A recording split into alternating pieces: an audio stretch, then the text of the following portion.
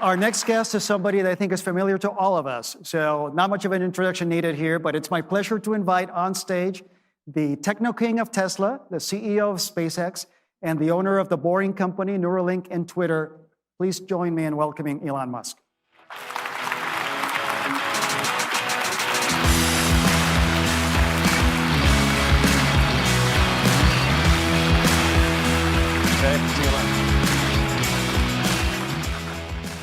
Elon, it is really a pleasure to have you here.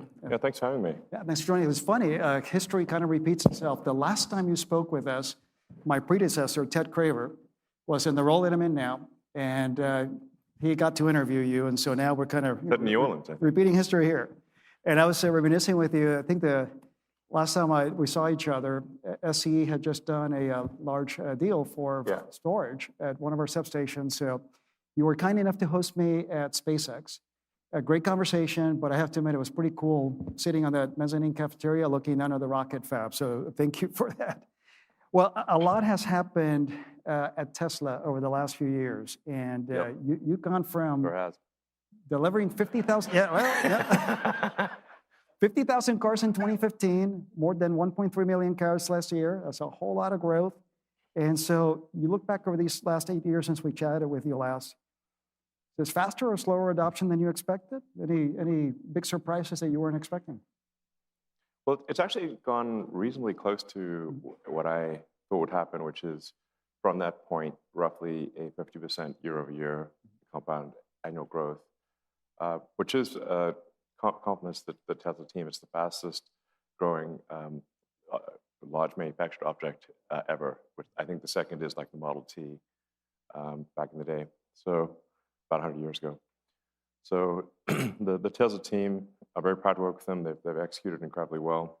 And we anticipate something close to 50% growth to continue. So that is very exciting. And it means that we should expect electrification of transport, especially passenger vehicles, quite quickly. Because the normal human instinct is to extrapolate on a linear basis. But really, if you look at the curves, electric vehicles are growing exponentially. So I think that's great news for those in the room. You have a lot of customers. You have a lot of EV customers ready, and soon you'll have many more. Forgive me for waxing on a little bit here, but I sometimes ask, well, when will EVs be most of the cars? The important thing to remember is that you've got 2 billion cars and trucks out there. So, and about 100 million per year new vehicle production, which kind of makes sense. There's sort of a life of about 20 years before a vehicle finally goes to the scrapyard. So even if 100% of electric vehicles were, or new vehicle production was electric today, it would still take 20 years to replace the fleet. So just important to bear that in mind.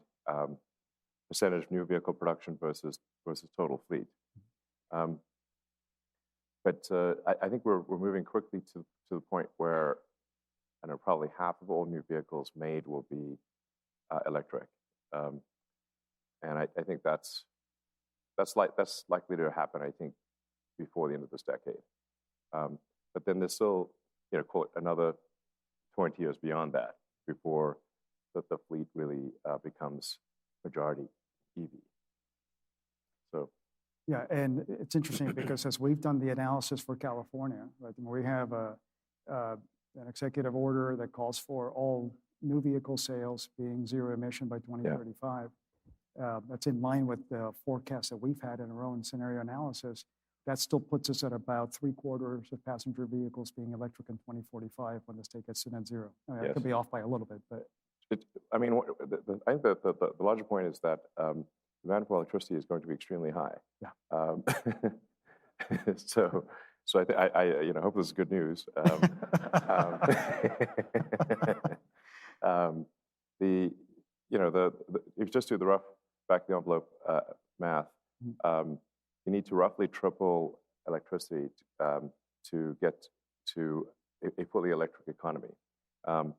roughly a third of power is electric, and then these are very rough numbers. Roughly a third is spent in transportation of various kinds with fossil fuels or hydrocarbons, and then roughly a third is heating.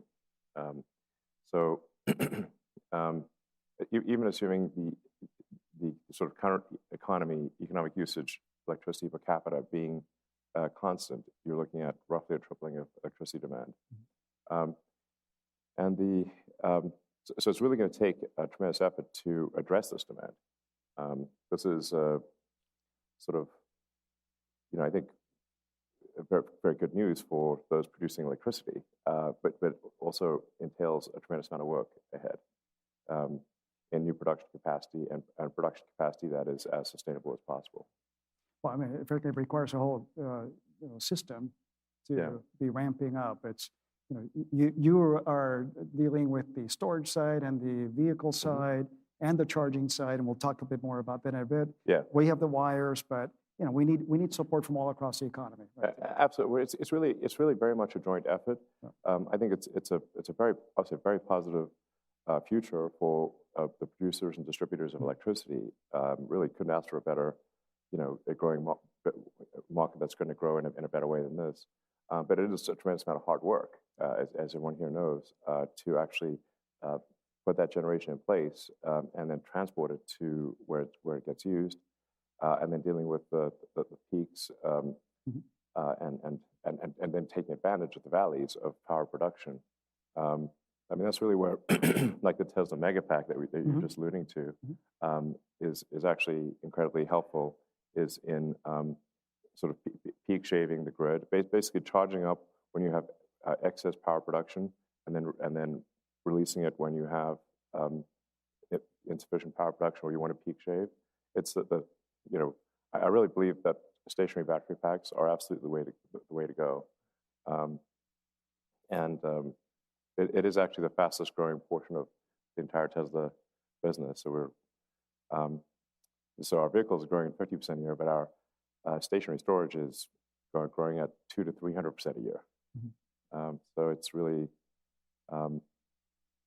it's really a big deal and can be really helpful. But it's just obviously it's a battery at scale, and it buffers electricity. If you need electricity buffered, then that's a good product.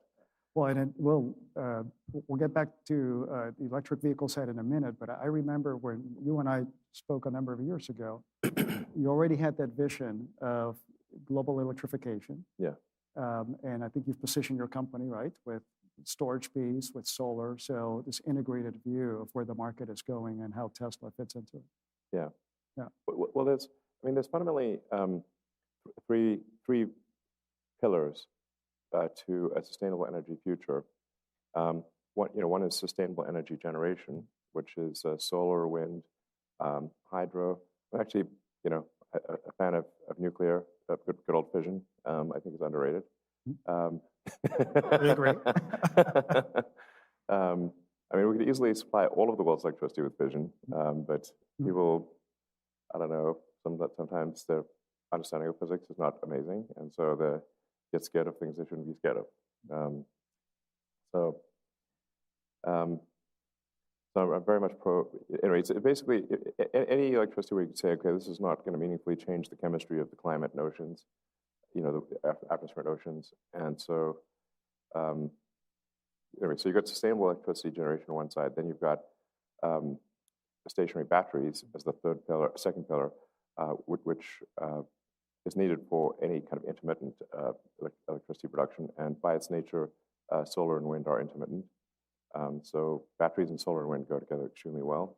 And then the third pillar is electric transport. So get all three of those pillars going, and we have a sustainable future as long as the sun shines and the wind blows, which is going to be a long time. Well, I think this idea of having a balance across these resources, it takes a lot of tools in the toolbox. Let me get back to electric vehicles, though, because I'd love to go a couple levels deeper here. Sure. We're talking a few minutes ago, I think that was more on passenger vehicles. But let's talk a bit about bigger ones. So, we're all excited to see the first Tesla semi-trucks on the road in California. And that means a lot in terms of the viability of trucking systems in the future. You also have the US EPA, proposed vehicle standards that could accelerate the medium and heavy duty electrification. You have California doing its thing as well as a number of other states. But ultimately, the vehicles need to be economical for fleet operators, and particularly in Southern California, where we have all the traffic coming up from the ports. A lot of those truck operators are not big fleets, right? They're small mom and pop owners. So, yeah, absolutely. So how quickly are you thinking that freight movement really goes electric and in a way that's affordable so that you can really serve that mix of owners out there? Yeah, well, I think I'd certainly encourage people to look at our semi-truck presentations because, in fact, one of the things we emphasize with an electric semi-truck is that it's much more energy efficient than a diesel truck. So I mean, you get things like regenerative braking. So, like, let's say you're going over a mountain range. Well, in a diesel truck, you actually don't capture that the energy of height or potential energy. You have to actually spend a lot of money on expensive brakes going down the other side, so you don't run out of control. So whereas an electric semi-truck is able to recapture the energy, the gravitational potential energy, and actually, when it goes down the other side, does not overheat the brakes, and in fact puts the energy back in the pack. So things like that are incredibly helpful for the energy efficiency. And then just generally, if you look at the entire chain from electricity production to take into account the efficiency of the energy produced, the energy lost during transmission, energy lost during charging, and then see how many miles were driven. You could take the same diesel that is used to power a truck, use it and burn it as electricity, and still be at least 50 to 100% better with an electric semi-truck than if you put that diesel directly in the truck. Frankly, that's in line. We were talking earlier in our board meeting about just the efficiency of electric. It's efficiency of electric technologies, right? Yes. So it's a big part of the story here. Yeah, just fundamentally, combustion engines in a vehicle are constrained in mass and volume. So you're therefore limited in how much useful energy you can extract from a fuel when you have a very constrained mass and volume for the truck. Whereas a power plant does not have the constraints of mass and volume. It can be heavier and bigger, obviously, and you can take the waste heat and run a steam turbine. So your sort of Carnot efficiency of a power plant is dramatically greater than if it's burned in a mobile application like a vehicle. And even when taking into account transmission losses and charging losses, they still don't account for the massive difference in efficiency of even hydrocarbons being burnt at a power plant versus being used in a car. Which sets up thinking about, well, what's the transition there? But ultimately, though, we're looking at a future that's electric. So we all agree on the efficiency of the trucks. Let me state something that's plainly obvious: bigger and more trucks, bigger and more batteries, right? So let's talk about the supply chain for batteries. And I want to say thank you because a number of the folks here were able to get a tour of the Gigafactory here in Austin. Yes, and actually, I apologize. I didn't properly answer your question with respect to trucks because so semi-trucks, because they do use a large battery, will be later than other vehicles because we need to have sufficient battery supply in order to have a battery that's maybe 4 or 5 times larger than it would be in a passenger car. Have that be in a semi-truck. That's the reason why we haven't gone to scale production of semi-truck yet, is because there just weren't enough batteries. Now, as the battery problem is solved, we will go to volume production with the semi-truck, and I'm pretty sure Tesla will be first on this, but we're expecting to reach volume production probably sometime end of next year is what we're aiming for. And again, it's not going to be overnight all the trucks become electric because you have to reach a certain percentage of new semi-trucks built, then replace the fleet. The fleet is at least 10 years old. in the semi-truck case. And so, but I think it probably gets to 50% of new semi-trucks built within probably 3 or 4 years, maybe 5 years. And then it's another 10, 15 years before you see most trucks be electric. So that's, I don't know, depending on your perspective, that's either really soon or far away. Or a little bit of both, right? Yeah. So that helps get a sense of the time scale here. Let me go one level deeper, though, and when you think about the actual underlying challenges in getting that battery scale. Again, a gigafactory here seems like it's a great advancement in terms of the manufacturing side. Yeah. But then how do you think about the supply chain behind that, the rare earth materials? Are you thinking about different chemistries over time or other ways to make sure you're getting the supply of batteries you need for that kind of scale growth? Yeah, so the raw materials are not really an issue here, especially when you consider iron-based cathodes. So we think probably most of the batteries made will be with an iron cathode. Iron is extremely common. It's actually the most common element on Earth by mass is iron. Second is oxygen. Everything else is in the remaining roughly 38%. So we have more iron there. We're basically a rusty ball. That's what Earth is. Iron oxide, iron and oxygen. Iron and oxygen and some silicon and a few other things. But it's funny that Earth is by mass almost 2/3 iron and oxygen. So we're not going to run out of iron, that's for sure. Right. And especially for stationary storage, where mass and volume are not that important, an iron-based lithium-ion cell. So the thing about lithium-ion cells is like it's a lot of talk of lithium, but actually the lithium is like the salt on the salad. It's not the salad itself. So the costs tend to predominate, and certainly the mass of the fact predominates in the cathode, which is it's going to be a metal, and the higher energy chemistries tend to be nickel, and then the lower energy density chemistry will be iron. So you'd use nickel for kind of long range stuff where mass and volume really matter, and you'd use iron where it's less important. So medium range cars, stationary storage, iron.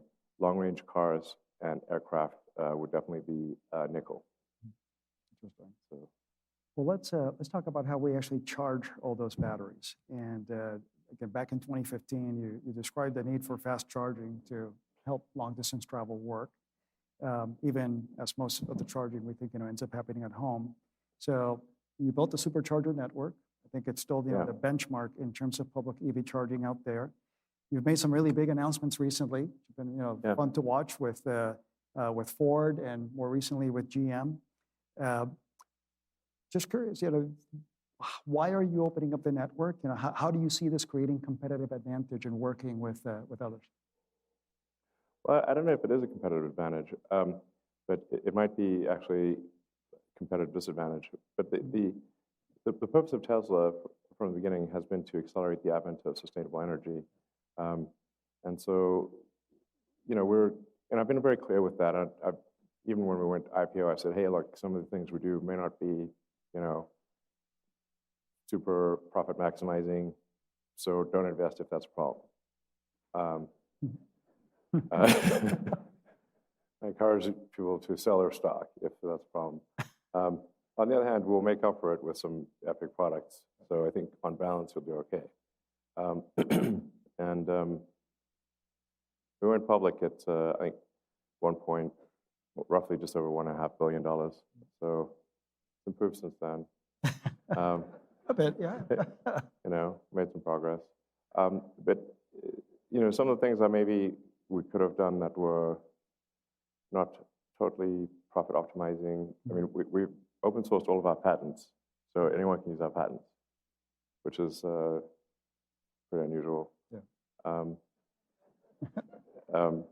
So it's and we mostly do the patents just to stop like patent trolls and people doing blocking actions. So we'll do a patent and then make it open so that there's because like patents are like a minefield, you know, it's just like, you don't want those, you just want a clear path to the future of sustainability. And then, you know, as far as opening up our network, I actually don't even know if this is actually, you know, a good thing for Tesla or a bad thing. I mean, I think it's morally right, but it's whether it's financially smart remains to be seen. But it was you know, it was something that would help the rest of the industry go electric. So we opened it up, and so we don't want to use it as kind of a walled garden or competitive weapon. If it's something that would help advance sustainable energy, we'll do it. That's a powerful statement about the commitment to sustainability. Thank you.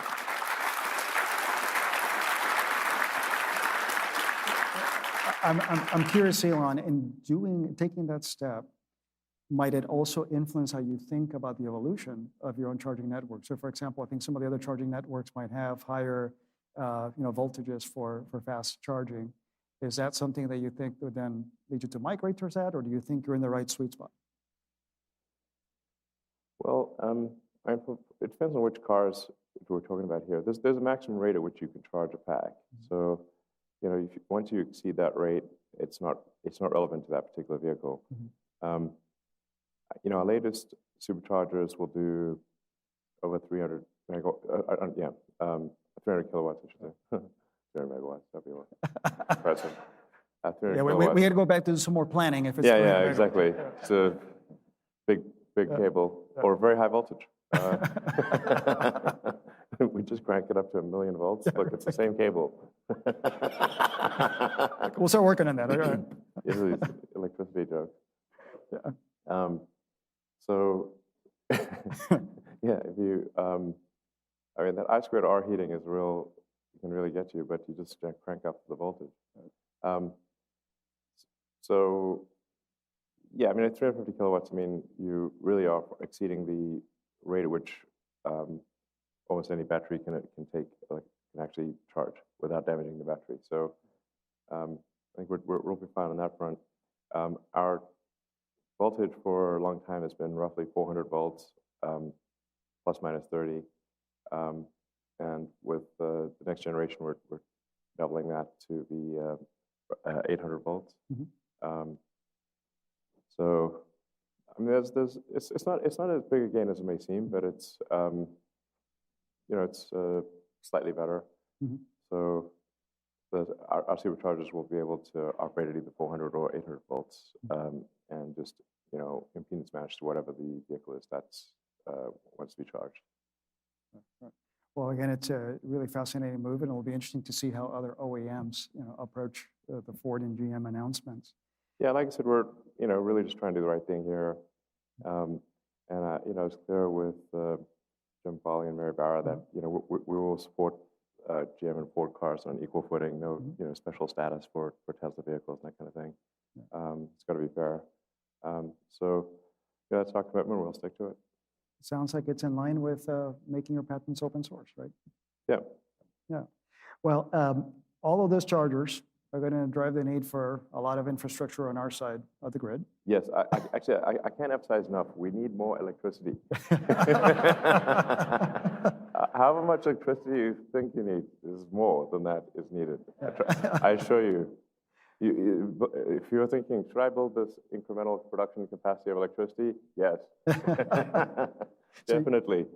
So you have a room as fast as possible. Amen. So you have a room full of folks here. Some of folks are, you know, members of EEI, regulated utility folks. There's suppliers here, vendors. It's a whole community that's needed here to make this happen. We also need the support of government, right? And so it's been exciting to see the IRA funding. We're talking about this earlier today. IRA, IIJA, transformational for the U.S. Yeah. But we still need more help, right, in getting permitting and siting reform, for example, to get the steel in the ground. I feel the same way. Yeah. Like it's man. I mean, we're like practically making construction illegal in this country, and especially in California. I mean, you know, no offense. Like I lived there for a long time, and I still spend a lot of time in California, FYI, and I'm still pro California. Not easy sometimes. Remember, I am a Californian. Be nice. No, I mean, it's, even then you know what I'm talking about there. It's being recorded. I mean, try getting a permit to redo your kitchen in LA. I mean, it's a friggin' ordeal. But honestly, but you know what? But Elon, that is, it is really something we're all dealing with across all states. It's federal permitting, it's state level, it's local. It's like we're just like, Gulliver's Travels, and each one of those regulations by themselves maybe not so bad, but it's like you've got 10,000 little strings, holding the giant of America down, frankly, from a regulatory standpoint. So that's one part that we need to solve, and I appreciate Tesla's engagement in policy space, which you've done. Yeah. There's another part of this, though, which is the collaboration between utilities and our customers, whether it's Tesla or somebody else. I was out in Barstow, California recently, SCE territory, and I was seeing the upgrades that our team was making to accommodate the large supercharger station. Because, Barstow, for those of you who don't know, smack between the drive between LA and Las Vegas, right? So popular spot for charging. Yeah, I've charged there. So I think this one was going to open, right the following weekend or something. So some of these superchargers are like major power draw, serious. Right. Yeah. And so they are, and that means we need good collaboration. One of the things that EEI has done is reach out to the customer community, whether it's charging companies, whether it's large fleet operators, to get that collaboration. But I'm curious from your perspective, what more do we need to be doing to collaborate better with you and with the OEMs and, with, frankly, your charging competitors? Because we need everybody to get this ecosystem going. Well, I guess anything we can do to make things go faster would be great. It's obviously it's not all in your hands. There's a lot of permitting and whatnot that has to happen. But I really can't emphasize enough. We're at I think a very exciting juncture for electricity providers, which is that the demand for electricity is going exponential, and will, like I said, roughly triple from where it is today to get to a fully sustainable economy. So I think I would just be cautious about extrapolating from the past, because the future is not like the past. The future is a massive increase in electricity demand, and it's going to take everything we've got to just keep up with it. So I think speed, just figuring out how do we move faster, how do we have faster deployment of electricity, and that's everything matters, from generation to transmission to the local substation, and I understand there's quite a long lead time on step down transformers. So, man, I hope Tesla doesn't have to make those too.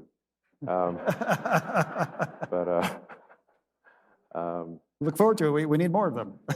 Yeah. Well, I mean, my challenge to the Megapack team is okay, guys, look, let's try to get it to where you just take the big cables, the power cables, and you just plug them in. No substation. That'd be sweet. You just take the big metal wire and clamp it down here, and you're done. We might have our engineers talk a little bit about that. I mean, it's totally doable. If you don't go too crazy on the voltage, it's totally doable. You do start having these can't have the wires too close together because of arcing limits and stuff. But generally, if they look at Megapack deployments, one of the limiting factors is the substation equipment to do voltage step up. And so we're just looking at okay, how can we what are all the things that slow us down to getting to a sustainable energy economy, and then we just tackle whatever appears to be the biggest issue. And I think, as people know, we also have the sort of consumer side power wall, which is obviously it's very tiny compared to the Megapack, but it's also can be very helpful in a neighborhood for balancing power, and having the power walls operate collectively to smooth out the power in a neighborhood, which we've got working quite well in Australia at this point. And I believe we've got some test efforts in California as well. No, in fact, we do with SCE, virtual power plant efforts. I think PG&E has some as well. That's a good transition to where I wanted to go next, which is when you think about that interaction with the customer. Now, clearly, we are interacting with the customer. You are as well. It can be through virtual power plants. I'll throw in bidirectional charging into the equation too, right? So you put all these things together, technology's enabling some different relationships with the customer. What's your vision for how that evolves over the next few years? Well, like I said, I can't emphasize enough that we're just going to hit constraints on electricity production and transmission en masse across the board. So that's why I'm like, I know obviously it takes time to plan for and permit and build a new power generation plant, but that's why I'm encouraging everyone to start now. I'm not sure what your plans are for future electricity demand, but it's going to be, I'm pretty sure it's going to be much higher than what you currently think. Electricity demand is going to be, well, I mean, necessarily must be 3 times what it is today in order for us to have a sustainable energy future. So that means power plants, transmission. I mean, there's obviously some I think there's to some degree we can improve the power throughput of some of the lines by jacking up the voltage. May require separating cables a bit more, but and also you need the step up, step down transformers.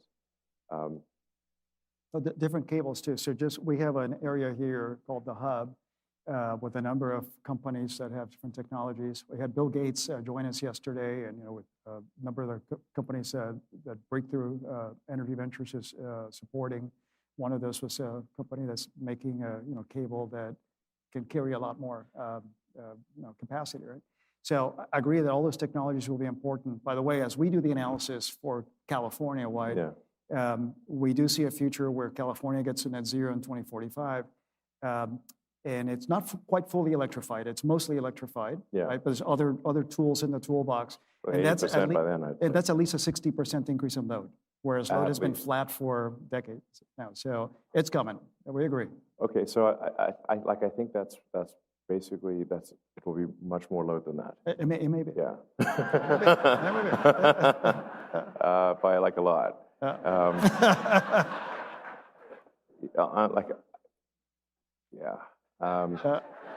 We're doing math in our head here. It's just everything's gonna be electric, and I think the average power usage per person is going to increase a fair bit. I mean, an interesting thing to consider is total power used by humans on average over time. And you say you go from not that long ago when the best we could do was kind of make a campfire. So you say, and I'm talking like electricity and thermal energy per human was extremely tiny if you even go back 200 years. We literally had to, burn wood or coal locally to gain heat. There was no electricity. And even if you take all of all the steam engines and everything and divide that by total number of humans, power usage per human, thermal, electrical, or otherwise, was minuscule 200 years ago, and even less 300 years ago. Now it is incredibly high, and it is rising. And this is, and you're going to see, I think, a lot of electricity usage by the sort of neural net data centers as well. Those are heavy power draws. In fact, I think one of the scaling constraints for AI is going to be power availability. That they are quite power hungry. So you've got basically average energy usage per person increasing dramatically, and a transition from burning hydrocarbons to things that are more sustainable. Anyway, the point is it's going to be 3x current, and I think that 3x number is probably happens around 2045-ish. So this is the thing about exponential growth is it really is counterintuitive, and actually exponentials tend to be kind of sort of underestimated. Just it just There's a long tradition of that. It's cell phones, other technologies that yes, humans have not been able to see escalating. This brings up a different question area around some of the other places where electrification is going to play a role. So we spent a long time talking about cars, but building electrification may be another important tool to help reduce emissions over time. Again, California, different from other states, but we think that we're going to see something like 30% of all buildings needing heat pumps to get to the 2030 targets that the state has, 90% by 2045. How much focus are you putting on the building side of electrification right now, and is that a place where you think Tesla might go? Well, I mean, we have the Powerwall, but that's somewhat more of a Supports it. Yeah, that's like for homes, homes and small businesses. It's Powerwall. We would certainly appreciate support from utilities with bringing Powerwalls online. And one of the selling points of a Powerwall is to give the homes like some amount of protection against brownout, blackout type of thing. But sometimes we do get some pushback from utilities about enabling a sort of cutoff switch, because if you don't cut off power to the grid, if the grid loses power, then it's pointless. You just end up, say, if you've got pushing electricity back onto the grid, and it's kind of pointless. It doesn't work. So we would appreciate some support in approving and installing the backup switch, which really just enables homeowners to have power if for whatever reason the grid's down for some reason.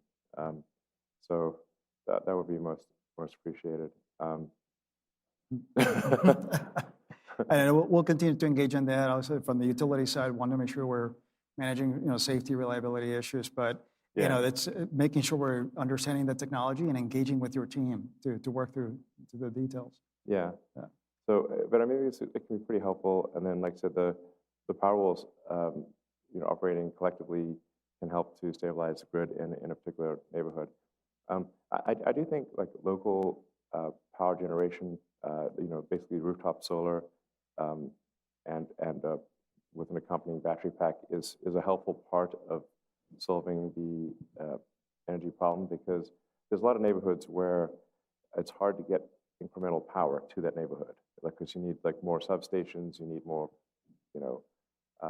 overhead wires, and then, in a lot of places that can be extremely difficult to achieve, because just from opposition from people not wanting additional electricity wires overhead and not wanting to expand substations. So it's sort of a solution to this is where local solar and local storage helps alleviate some very thorny situations where you just can't. It's extremely difficult to get more power to that neighborhood.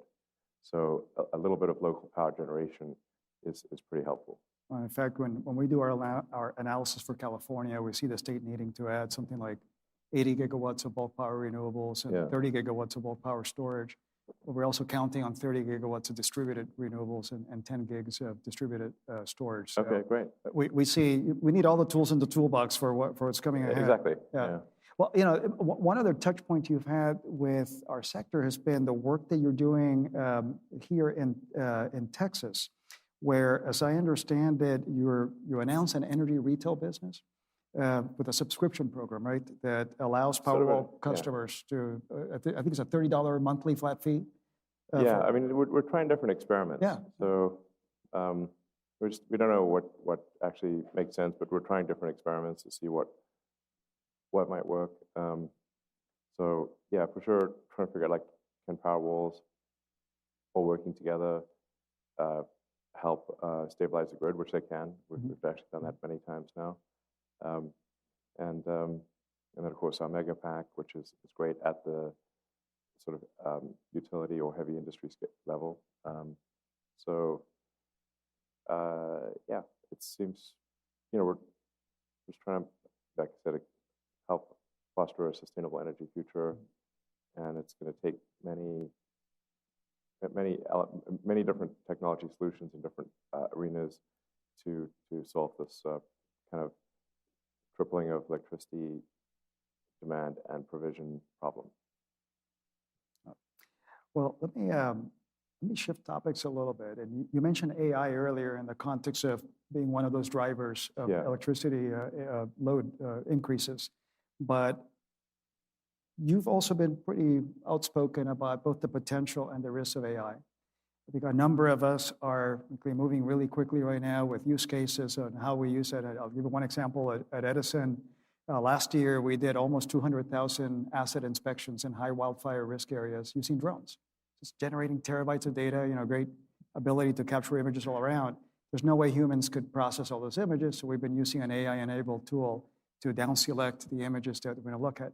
We're looking at other use cases right now, but we recognize there's risk too. So I'd love your thoughts about, broadly across industry, and then if you think about our sector, how should we be thinking about AI from your perspective and both the opportunities and the risks there?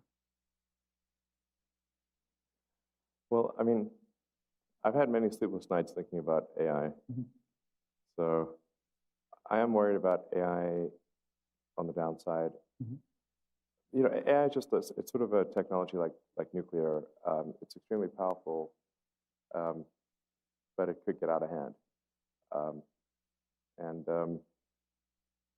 So I have been struggling with this question for a long time of what to do to mitigate AI existential risk. And I've been a big proponent actually of regulation, of at least having some oversight by the government, acting as kind of a referee to make sure that AI companies don't go do super dangerous things, and nobody's even watching them, or there's no sort of agent of the public, which is really, regulation when it's done right is they're trying to oversee the good of the public and make sure that companies don't kind of cut corners or break rules or do things that would endanger the public. And this is the origin of the FAA and its various regulatory organizations that exist. And now those regulatory agencies only came into being after a lot of people died. A lot of things went wrong. So with AI, I don't think we can afford the luxury of waiting until it goes wrong. So I think we need to be preemptive on this front. So I've had a number of conversations with world leaders, including very senior people in China and around the world, Europe. I'm actually heading to Europe tomorrow to have some AI safety conversations with some of the country leaders there. Is because I think this is the kind of thing where the world needs to work together on AI safety. It's a really big deal. I can't emphasize this enough. So I was somewhat encouraged by China's willingness to engage in AI regulation. And I did point out that if you get some digital superintelligence, it might be in charge of China instead of you. And I'm not sure you would like that. That argument seemed to resonate.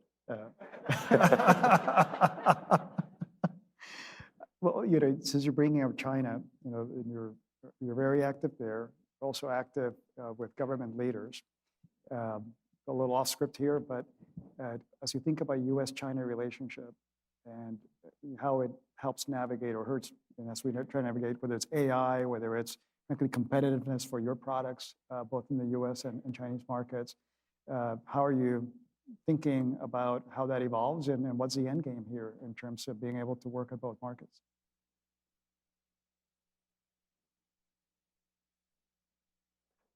I don't know what the end game is, but I can say the mid game is going to be spicy.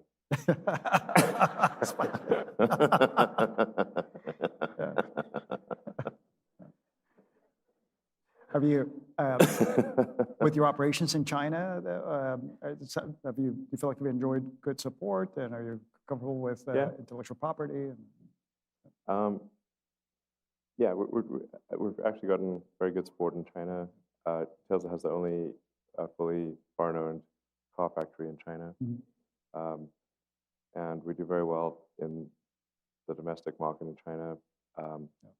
And our Shanghai factory is our highest performing factory globally. So it's a very impressive team that Tesla has in China, and the work ethic there is incredible. So, I think it's going to be an interesting future. We are entering a phase where the U.S. will not be the biggest economy in the world. And there's nobody alive today who can remember when the United States was not the biggest economy in the world. So it's going to be a little probably discomforting at first to a lot of people to have China be probably 2 or 3 times the size of the U.S. economy. So it's already higher than the industrial output, manufactured output is already significantly higher than the U.S., and that will increase. And they've had a significant investment focus in electric vehicles. Yes. China is actually, of any large country, the most forward-leaning with sustainable energy. So they have massive solar projects, wind projects, and have done the most with respect to electric vehicles of any large country. Of smaller countries, Norway is the leader, but for any very large economy, China is by far the most forward-leaning for sustainability. Well, let me pull up from Tesla, and you do have a few other places where you spend your time. Yeah. So again, I mentioned in introducing you, but SpaceX, Twitter, Boring Company, Neuralink, which is really exciting. I saw you had some approvals recently. We're offering free brain chipping as you leave the conference. Can I suggest a few folks to go first? Sit right here. You won't feel a thing. Joking aside, you're making a personal choice to spend time across these. Is there a common thread in terms of mission across all of these? And what excites you most about your portfolio? Well, I mean, the aspiration with these various things is to maximize the probability that the future is good for civilization. So it's the future is just a set of probabilities. Like we don't know, for sure what's going to happen. But to the degree we can shift the probabilities towards a positive future for civilization, I think we want to do that. And to me, this is really just, if you're sort of long-term thinker at all, this is naturally what one should want to do, because how can we really exist in the absence of civilization? I mean, you can see what it's like. Just watch, Naked and Afraid. That's when you don't have civilization. It's civilization pretty great. So I think we want to keep it going and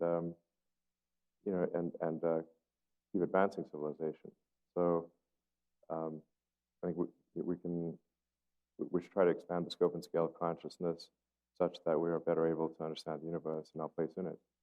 So I would call, my philosophy of curiosity. And while we will all die as individuals, civilization can continue, in theory, for a very, very long time, millions of years or more. So we should try to make sure that happens. So these various things that I'm doing are trying to shift the probability of the future being good. Now, I hope it may turn out that some of these things, the road to hell is paved with good intentions. So hopefully, those good intentions do not translate to something bad. But I think the road to hell is mostly paved by bad intentions. Once in a while, there's a good intention paving stone in there. But the intent is to maximize the probability the future is good for civilization. So in the case of, say, Neuralink, it's like, well, how does that affect things? It's like, well, if we are to link the sort of the path of the AI to human will, then what could act to impair that linkage?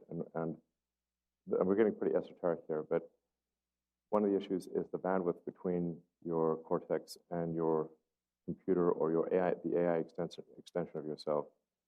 And if that bandwidth is too low, then the computer will simply be bored. You will, as the bandwidth gets very low, you effectively have a very thin straw between yourself and the AI extension of yourself. Now we're already cyborgs when you think about the fact that your phone and your computer are an extension of yourself. Mm-hmm. And probably, I think most people, if you forget your phone somewhere, it's like having missing limb syndrome, yes. And then you're like sort of patting your pockets, and it's like the phone is basically an extension of yourself. Starting with, you don't know anybody's phone number anymore. Yes, right. Exactly. I had this like nightmare, like where I was stuck at a party and someone else had taken my phone, and so I had their phone, but I couldn't use it. And and then they were like, "So, who should we call?" I'm like, "I don't know anyone's number." So Neuralink. So you don't even know who to call. Yeah. How do you? It must have happened must happen a lot. It's like you don't know anyone's number, and they've got your phone, and you can't call whatever an Uber or anything, and you're just stuck. So I like that idea of increasing the bandwidth between the computer assistant and the brain, but apparently we also need a safety lock to make sure we don't lose the computer in the process. Elon, this has been terrific, and I hope that it's not another 8 years before we see you here. Appreciate all the efforts you have, and frankly, the sentiment you provided around trying to improve humanity and recognizing that the collaboration that we have between our sector and your company is critical to helping humanity deal with climate. So thank you so much for doing, and please know we all stand ready to continue to partner to make this transition a real thing. Sounds good. Everybody, let's thank Elon very much. All right, thanks, guys. And thank you so much.